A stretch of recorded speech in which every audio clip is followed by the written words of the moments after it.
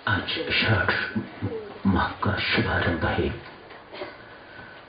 आप सबके लिए शुभ मंगल एवं कल्याणकारी हो ये माह एवं सारा जीवन।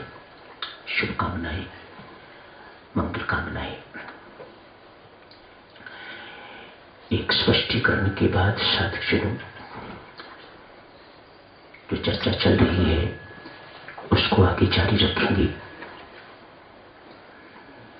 गुरु या संत संसारिक सुख का मार्गदर्शक नहीं होता। यदि अभी तक साधक को ये स्पष्ट नहीं हो पाया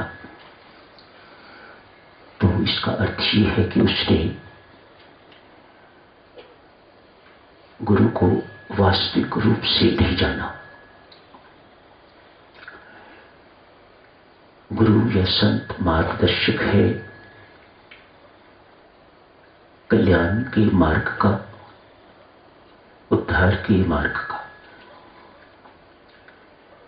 श्रेयस मार्ग जिसे कहा जाता है।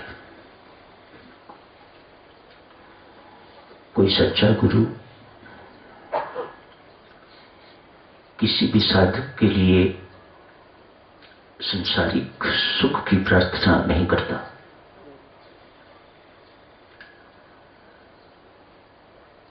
उड़िया बाबा के पास बड़े मशहूर संत हुए हैं।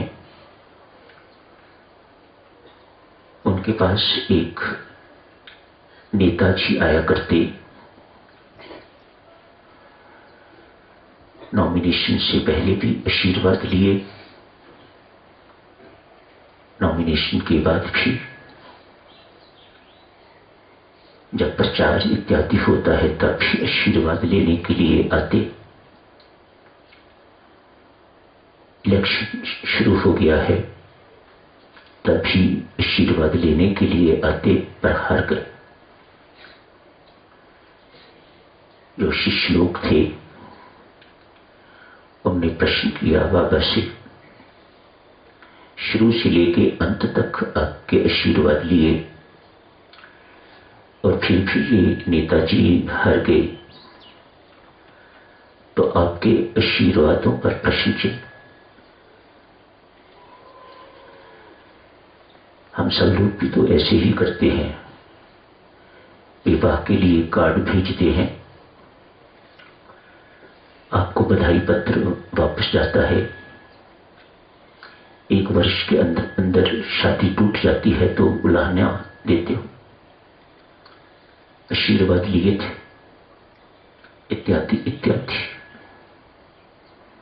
शिष्यों ने उड़िया बाबा से प्रश्न किया, आपके आशीर्वाद पर बाबा प्रश्न चिन्ह। बाबा कहते हैं, बंधु, मैंने हार या जीत के लिए आशीर्वाद दिया ही नहीं। मैं संत हूं। संत किस बात के लिए आशीर्वाद देता है? इस बात के लिए परमात्मा जिसमें इसका हित हो वह हो, जिसमें इसका कल्याण हो वह हो। ये संताई है, ये गुरुत्व है। इससे पहले यदि ये बात आपको स्पष्ट नहीं थी तो साधकजनों, आज इस बात को पल्ले बांधो। गुरु के प्रति गुरु भाव बनते ही आपको कुछ उससे मांगने की जरूरत नहीं पड़ती। आपकी श्रद्धा के कारण वह चैनल लेने वाली अपने आप खुल जाती है। समझ रहे हो? आशीर्वाद गुरु से, संत से मांगने की जरूरत नहीं होती, न ही परमात्मा से। आपको अपना द्वार सिर्फ खोलने की जरूरत है। वह तो प्रवाहित हो रही है। पानी पाइप में चल रहा है। आप अपने घर की टूटी खोलोगे तो पानी आएगा। पाइप में तो पानी आ ही रहा है, आगे भी जा ही रहा है।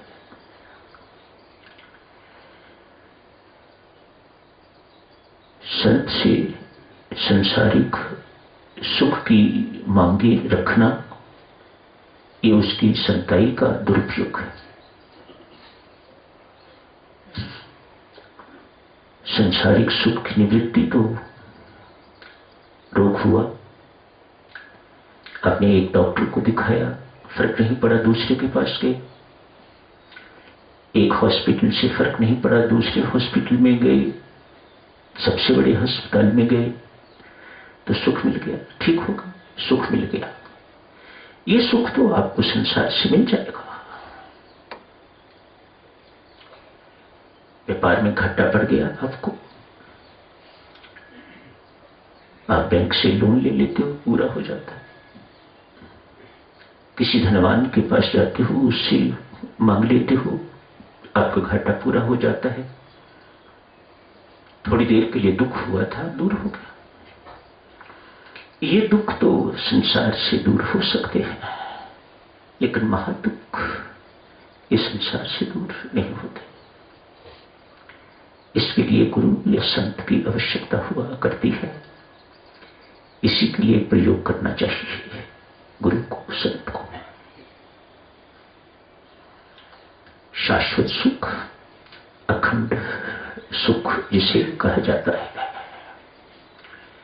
वह सुख परमात्मा के पास ही है, मिलेगा गुरु या संत के माध्यम से। कितने सारे स्पष्टीकरण आज आपकी सेवा में हो रहे हैं। ये शास्त्र का विधान है। परमात्मा है दाता, निस्संदेह सब चीज का स्रोत वही है, सब चीज का दाता वही है, लेकिन ये मिलेगा संत के माध्यम से, गुरु के माध्यम से। ये उसका विधान है। जिस काम के लिए गुरु या संत है, समझदार शिष्य वह है जो उसे जिस काम के लिए है उसके लिए प्रयोग करता है, उपयोग करता है। संसारिक सुख के लिए संत या गुरु नहीं है।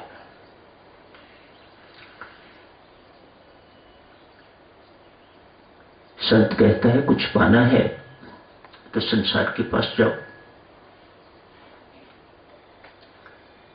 सब कुछ त्यागना है तो मेरे पास आओ। ये संसार नहीं कर सकेगा। और देव उसके बिना, जो संत देता है, जो गुरु करता है, उसके बिना कल्याण हो जाए ये संभव नहीं है। शास्त्र क्या कहता है? जब तक विद्या संसारिक सुख की चाह बनी रहेगी, शब्दों पर मेरी माताओं बड़े सरल ढंग से शब्द कहे जा रहे हैं, जब तक संसारिक सुख की चाह बनी रहेगी, आप डॉक्टर बन जाओ, इंजीनियर, किसी कॉलेज के प्रिंसिपल बन जाओ, किसी के डायरेक्टर बन जाओ, वक्ता बन जाओ, बहुत बड़े कथावाचक बन जाओ, बहुत बड़े लेखक बन जाओ, इंडस्ट्रियलिस्ट बन जाओ, अति धनवान बन जाओ, संसार में कुछ भी बन जाओ, आपको संसार तो मिल जाएगा, लेकिन परम शांति नहीं मिलेगी। एक ही शक्ति रखी है, जब तक संसारिक सुख की चाह बनी रहेगी, गुरु या संत इस चाह को मिटाता है। बस कर। परमात्मा ये स्वयं ये सब कुछ नहीं कर पाता, तो सर्वसमर्थ है। मेरी तो तेरे तक ही पहुंच है। मैं तुझ तक ही कह सकता हूं, मैं मेरी बात नहीं मान रहा, तू तो मानता है मेरी बात, तू तो मेरे ऊपर बड़ा कृपालु है, दयालु है, तू मेरे माध्यम से काम करता है तो मैं तेरे माध्यम से काम करता हूं। मेरी लाज रख, इसको मुंह उठा के जाल से निकाल। ये गुरु का काम है, ये संत का काम है।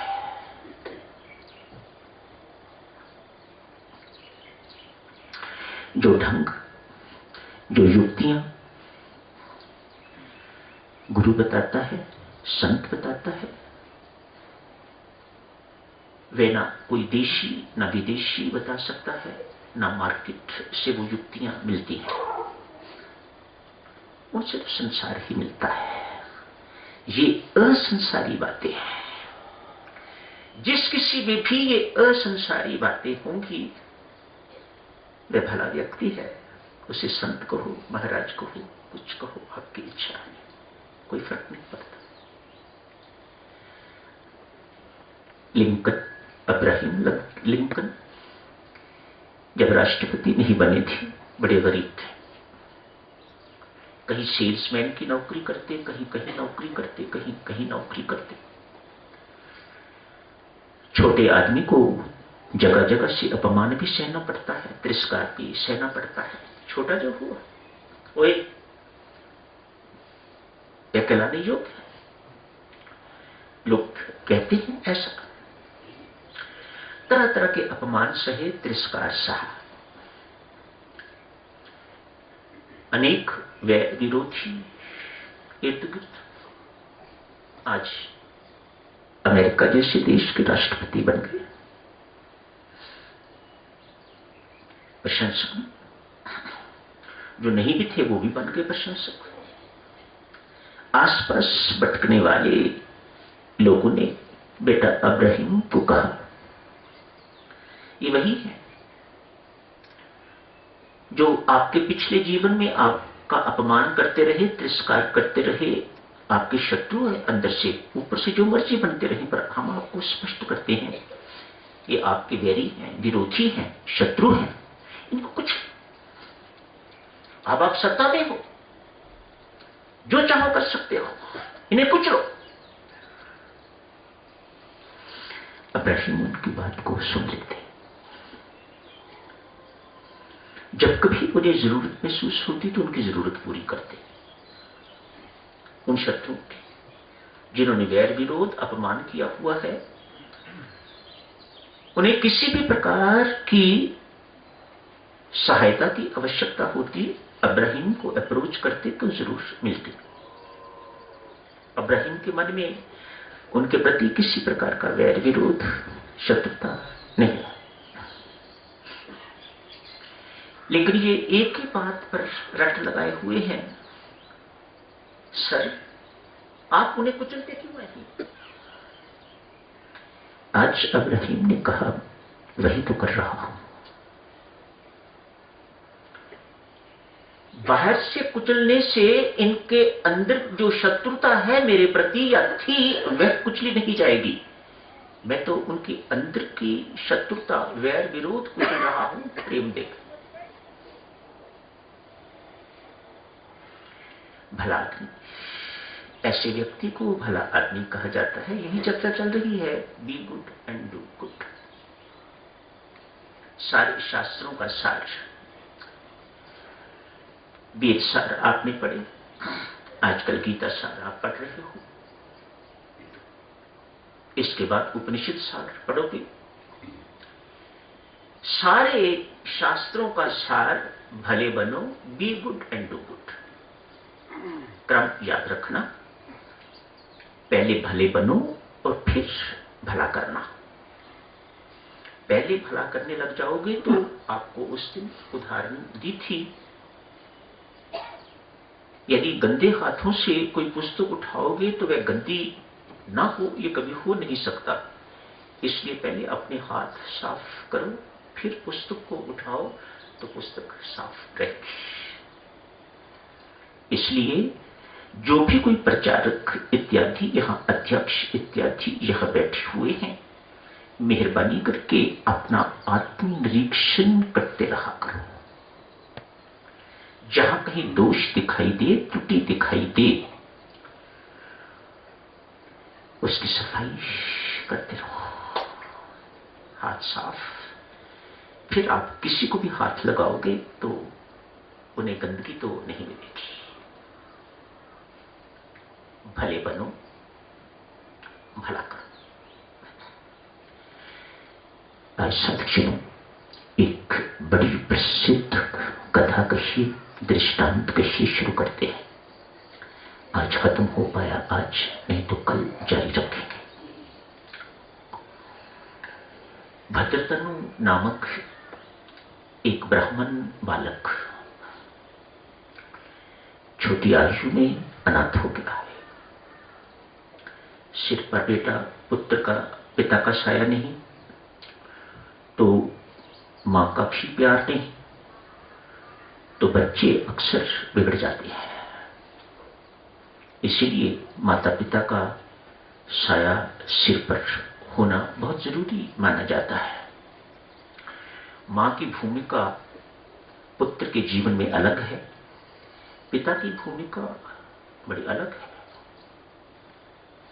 दोनों की भूमिकाएं अपने अपने स्थान पर उचित। मां ममता की मूर्ति है, तो पिता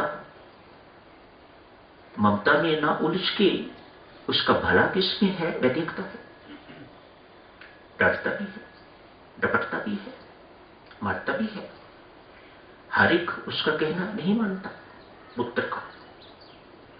मां भी यदि साथ हो जाती है तो पिता देखता है कि इसमें पुत्र की भलाई नहीं है, अतएव बेशक मां ममता के कारण साथ दे रही है, पर मेरा कर्तव्य ये नहीं है। इसके सिर पर न मां न बाप।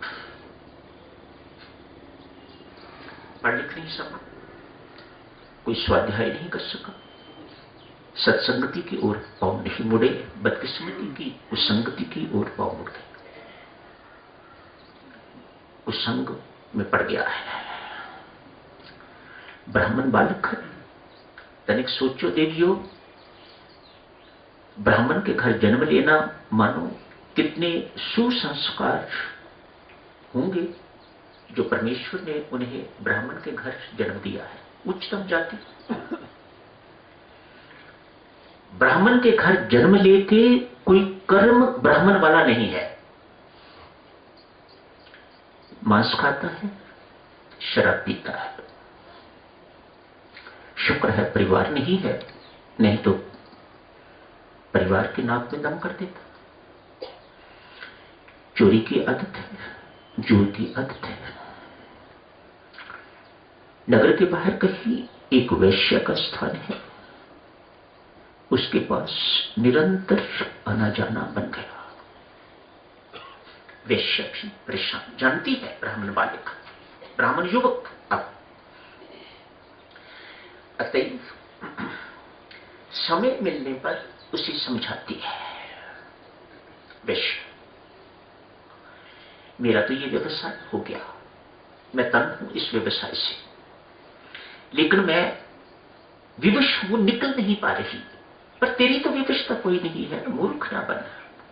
क्या मुख दिखाएगा परमात्मा के दरबार में जाके? ब्राह्मण के घर जन्मा हुआ, कोई कर्म तेरा ब्राह्मण वाला नहीं। मेरे साथ तेरा आना कुत्सित कर्म है। तुझे क्या दुर्दशा, क्या दुर्गति तेरी होगी, तो सोच नहीं रहा इस वक्त। मेहरबानी करके सोच विचार कर। गाहे बगाहे वैश्य उसे समझाती रहती है, लेकिन उससे कोई फर्क नहीं पड़ता। कुसंगति का इतना प्रभाव है उसके ऊपर, कुसंस्कारों का इतना प्रभाव है उसके ऊपर कि वह निकल नहीं पा रहा। कोई भी उसका व्यसन ठीक नहीं हो रहा। शराब डट के पीता, वैश्य के पास रोज आना, बिना नावा आना एक नियम उसका बना हुआ है। इस नियम को भद्रतनु तोड़ नहीं पा रहा। वैश्य थक गई। एक शिक्षा गुरु की भूमिका भी निभा रही है वैश्य। जो कुछ सिखाने वाला है उसको शिक्षा गुरु कहा जाता है। शिक्षा गुरु पंकज अनेक, कोई इंग्लिश पढ़ाने वाला, कोई केमिस्ट्री पढ़ाने वाला, तो कोई इकोनॉमिक्स पढ़ाने वाला, कोई डॉक्टरी पढ़ाने वाला, तो कोई इंजीनियर। ये सब शिक्षा गुरु। जिंदगी में दीक्षा गुरु एक ही हुआ करता है। शास्त्र क्या कहता है? शिक्षा गुरु अनेक। लेकिन दीक्षा गुरु जिंदगी में एक ही हुआ करता है, उसी को आध्यात्मिक गुरु कहा जाता है। उसका स्थान अद्वितीय स्थान है, उस जैसा स्थान और किसी का नहीं है। भद्रतनु मान नहीं रहा। आज पिता का श्राद्ध है। श्रद्धाहीन व्यक्ति क्या श्राद्ध करेगा? पंकज नाक चढ़ा रहा है। श्रद्धाहीन व्यक्ति क्या श्राद्ध करेगा? लेकिन संसार रखने के लिए आज श्राद्ध किया।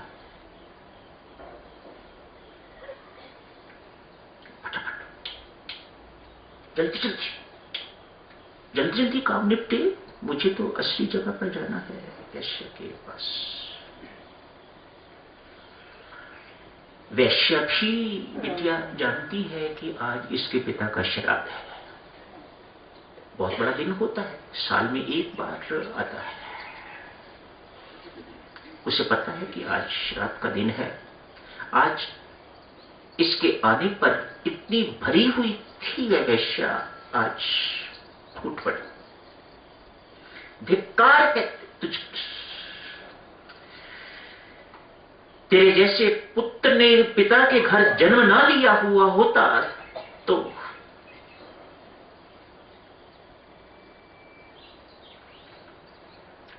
तेरे कर्म कुत्सित, घृणित कर्म, मैं तेरे से घृणा करती हूं। क्या दिखता है तुझे इस शरीर में? ये हार्ड मांस का पुतला, गंदगी से भरा हुआ शरीर, क्या दिखता है तुम्हें? ये भी नरक है और तू नरक ही तैयारियां कर रहा है। शर्म कर कुछ, तू निर्लज्ज हो गया है, इत्यादि इत्यादि। आज जो कुछ उसके मुख में आया, आज यूं लगे कि वह स्वयं नहीं बोल रही, परमात्मा उसके अंदर बोल रहा है। आज बिटिया, उस भद्रतनु के कुछ सुसंस्कार उभरने वाले। अब तक तो कुसंस्कार उभरे हुए थे, अब खत्म हो गए लगते हैं, तो सुसंस्कार उभरने की बारी आ गई है। आज जो कुछ वैश्य के मुख में आया, उगल दिया सब कुछ। आज भद्रतनु हिला है। एक घटिया नारी, मेरे से, मैं ब्राह्मण, मेरे से अधिक ज्ञानी, चरणों में प्रणाम किया, उसके बाद कभी मुख नहीं देखा।